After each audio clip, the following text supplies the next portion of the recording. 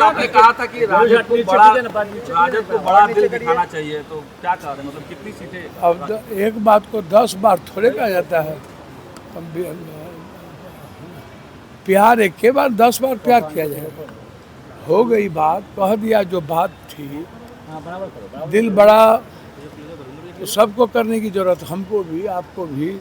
हिमालय से ज़्यादा ऊंचा मस्तिष्क रखने की ज़रूरत है और समुद्र से ज़्यादा गहरा दिल रखने की ज़रूरत है। तो बात तो हुई। अब्दुल बारी सिद्दीकी कह रहे हैं कि सीएम फेस घोषित कर देना चाहिए। देखिए, अब्दुल भाई पार्टी के नेता हैं, वो बहुत कुछ समझते हैं। उसमें अपनी पार्टी के बारे में बोलेंगे।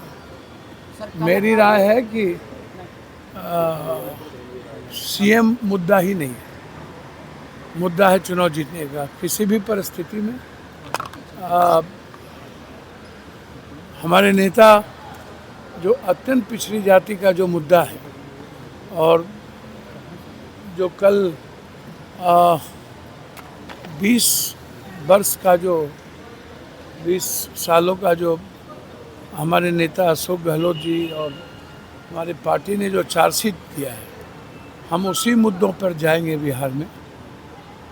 हम व्यक्ति के मुद्दों पर बिहार में नहीं जाएंगे। तेजस्वी यादव ने बड़ी घोषणा की है, हर घर नौकरी। मैंने पहले ही कहा कि रोजगार हर घर हम लोग देंगे, रोजगार देंगे।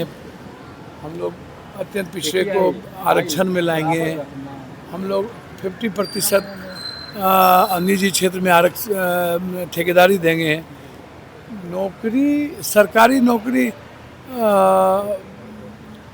का यहाँ मुद्दा ही नहीं है। सरकारी नौकरी तो खत्म कर दिया बीजेपी की सरकार ने, और सरकारी नौकरी का मैटर नहीं है। तेजस्वी जी का कहना था रोजगार हम देंगे।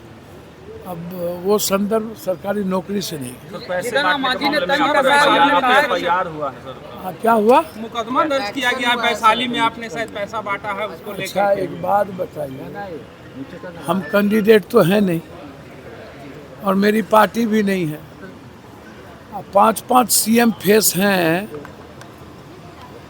हाजीपुर से। नित्यानंद बाबू सीएम के उम्मीदवार हैं, चिराग भाई भी हमारे सीएम के उम्मीदवार हैं, कुशवाहा जी भी कहते हैं कि हम हूँ एक दिन सीएम के उम्मीदवार हैं, हमारे लीडर भी सीएम उम्मीदवार हैं।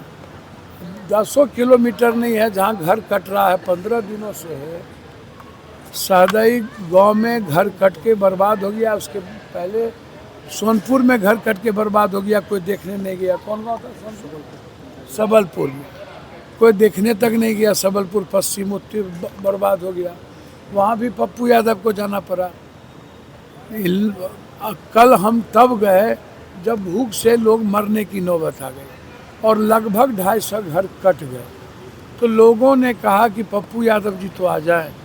तो अब क्या मैं अपनी मानवीय मूल्यों को मार दूं, या तो हमको फिर सुसाइड करना पड़ेगा।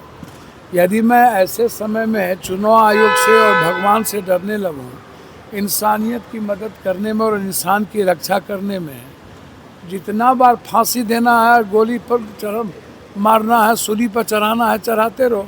ये तो रूढ़ी जी बोले थे, जो हमसे लड़ता है हम उसको जेल भेजवा के रहते हैं। मेरे सवाल पर जो न्यूज़ 24 में, और हम मरवाइयो देते हैं। अब रूढ़ी भाई मरवा दे या फांसी पर चढ़वा दे या चुनाव आयोग फांसी पर चढ़ा दे। सर, ये मैं चुनाव लड़ने नहीं गया हूँ, मुझे चुनाव की राजनीति से कोई मतलब नहीं है। और ऐसी परिस्थिति, साइक्लोन, डिजास्टर और गंगा कटाव से परिवार बर्बाद होगा तो एक बार नहीं 1 लाख केस होगा, तब भी मैं मदद करूँगा। मैं किसी से नहीं डरता। मदद करना है, हमको राजनीति नहीं करनी है और मुझे चुनाव नहीं लड़ना है।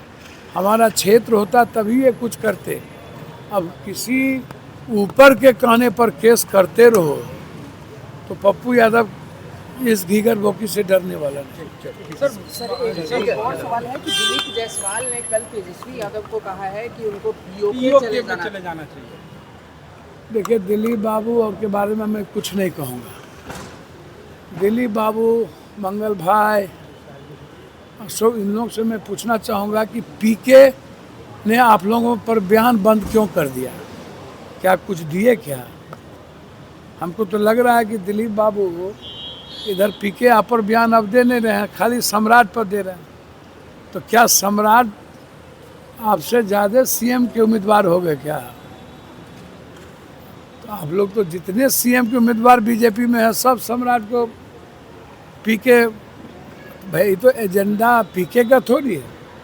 और मुझे लगता है कि दिलीप बाबू इन लोगों ने समझौता कर लिया, मंगल जी ने, लेन देन हो गई, माल का लेन देन हो गया, और अब दिलीप बाबू मंगल जी अशोक जी पर बात नहीं होगी, आप इसको लिख लो। सर बड़ा आरोप लगा रहे हैं सर आप ये कह के।